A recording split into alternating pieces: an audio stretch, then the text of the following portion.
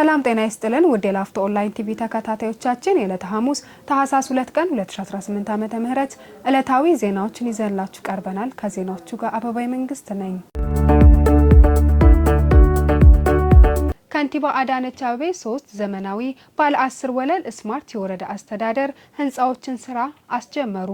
የአዲስ አበባ ከተማ አስተዳደር ከንቲባ አዳነች አቤቤ በማህበራዊ ትስስር ገጻቸው ባሰፈሩት መልእክት ዛሬ 3 ዘመናዊ ባለ 10 ወለል ስማርት የወረዳ አስተዳደር ህንጻዎችን ገንብተን ወደ ስራ አስገብተናል ብለዋል። በከተማችን የመንግስት አገልግሎት አሰጣጥ ለማሻሻል ከተከናወኑ በርካታ ተግባራት መካከል አንዱ ለህዝብ ቅርብ የሆኑ የወረዳ አገልግሎት መስጫዎችን ማዘመን፣ በበቂ የሰው ኃይል ማደራጀት፣ በቴክኖሎጂ መደገፍ እንዲሁም ለአገልግሎት ሰጪውና ለተገልጋዩ ማህበረሰብ ምቹ የስራ ቦታን መፍጠር ይገኝበታል።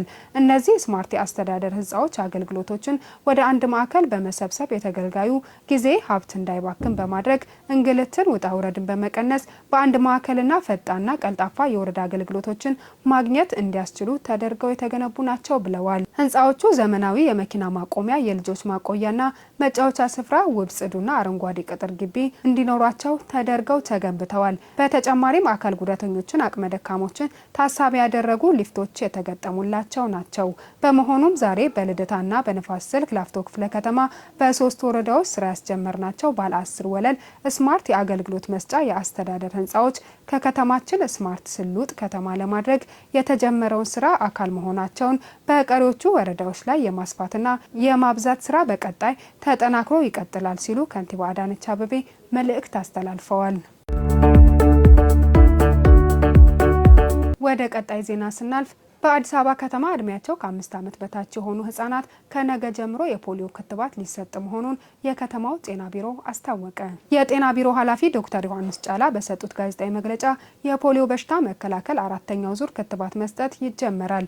የፖሊዮ ክትባት መከላከል ዘመቻው እድሜያቸው ከ5 ዓመት በታች ለሆኑ በአዲስ አበባ ከተማ ከ700 ሺህ በላይ ህጻናት ይሰጣል ብለዋል። ክትባቱ ከታህሳስ 3 ጀምሮ እስከ ታህሳስ 6 2018 ዓ.ም የሚቆይ መሆኑን ዶክተር ዮሐንስ ጫላ ገልጸዋል። የከተማ አስተዳደሩ ጤና ቢሮ ከባለድርሻ አካላት ጋር በመሆን አጠቃላይ በሀገር አቀፍ ደረጃ የፖሊዮ ቫይረስን ለመከላከል የተቀመጠውን ግብ ለማሳካት ብሎም በከተማዋ ለሚገኙ ከ5 ዓመት በታች ለሆኑ ህጻናት በሙሉ ክትባት በመስጠት ወረርሽኝ እንዳይከሰት ለማድረግ በ2 ዙር የፖሊዮ ክትባት እንደሚሰጥ ገልጸዋል። የዚህ ዘመቻ 2ኛ ዙር ክትባትም ከ1 ወር በኋላ እንደሚሰጥ የቢሮ ኃላፊ ተናግረዋል። በከተማ ደረጃ የተዋቀረ የሱፐርቪዥን ቡድን በንፋስ ስልክ ላፍቶ ክፍለ ከተማ ተገኝቶ 6 ግቦች ያሉበትን ደረጃ አስመልክቶ ምልከታ ማካሄድ ጀመረ።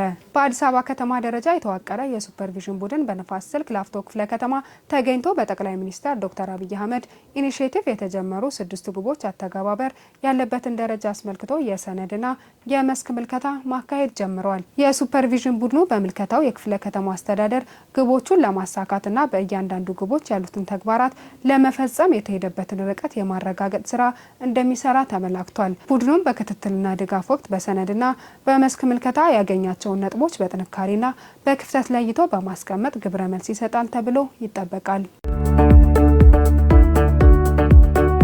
የታህሳስ 2 ቀን 2018 ዓ.ም ዕለታዊ ዜናዎች ይህን መስሉ ነበር። በያላችሁበት ሰላም